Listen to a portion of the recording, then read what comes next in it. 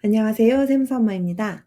금융 문맹 탈출. 오늘은 제로 금리 정책이라는 용어입니다. 지난번에 기준금리와 콜금리에 대해서 봤었죠. 그 연장선에서 제로 금리 정책이라는 용어를 보겠습니다. 혹시 앞에 영상을 못 보셨다면 꼭 보고 오세요. 댓글에 링크 달아놓겠습니다.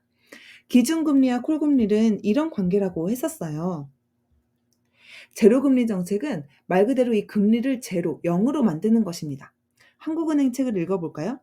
금융기관 간의 여유자금과 부족자금을 빌리는 단기 금융시장에서 거래되는 초단기 자금의 금리를 0%에 가까운 수준으로 떨어뜨리는 통화정책을 말한다라고 되어 있죠. 그러니까 은행끼리 돈 주고 빌릴 때 그런 초단기 금리, 바로 우리나라는 콜금리라고 되어 있죠. 이 콜금리를 0%에 가까운 수준으로 떨어뜨리는 정책이다라고 말하고 있어요. 중앙은행이 이렇게 제로, 0으로 유도하는 거는 시중의 유동성을 풍부하게 해서 금융경색을 억제하고 경기 침체를 극복하기 위한 목적이다라고 하고 있죠. 유동성을 풍부하게 한다는 건 우리 유동성이라는 용어에서 봤었죠. 한마디로 돈을 풀겠다는 거예요. 돈을 많이 돌게 해서 금융경색, 이렇게 뭔가 막히는 것을 억제하고, 그러니까 안 막히고 잘 흐르게 하고, 그렇게 해서 경기 침체를 극복하기 위한 거다라고 하고 있는 겁니다.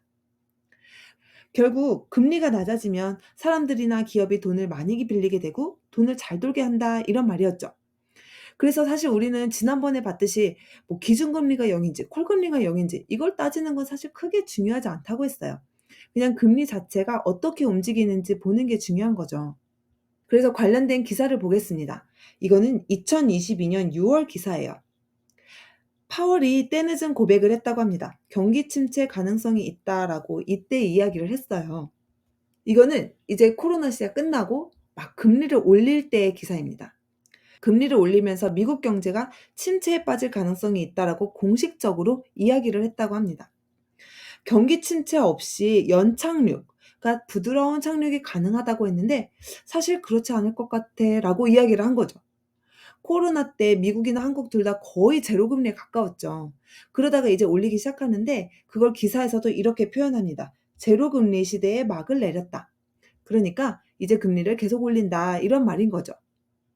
금리가 이렇게 낮아지면 경기가 부양되니까 되게 좋은 점도 있지만 사실 이 상태에서 혹시라도 경기가 더 나빠지면 더 이상 사용할 수 있는 금리 카드가 없는 겁니다. 금리 말고 물론 돈을 푸는 다른 방법도 있지만 사실 확실하고 눈에 보이는 효과가 제일 좋은 건 금리거든요. 그래서 금리가 제로에 가깝다고 해서 무조건 좋은 건 아닙니다. 그리고 우리가 경험하고 있는 것처럼 한 번 내린 금리를 올릴 때는 많은 부작용, 또 피해가 나타나기도 하죠.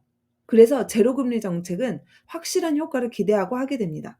2008년 금융위기 때 미국도 제로금리를 도입했고요. 또 이번 코로나 때에도 미국, 한국 뭐 전 세계적으로 아주 낮은 금리를 유지하면서 경기를 부양시키고자 했죠. 이 금리라는 건 우리 생활에 정말 정말 큰 영향을 미치고 있죠. 그래서 금리 움직임, 금리에 대한 이야기는 항상 이렇게 기사로 크게 다루는 거랍니다. 우리 오늘은 제로금리 정책이라는 용어까지 봤어요.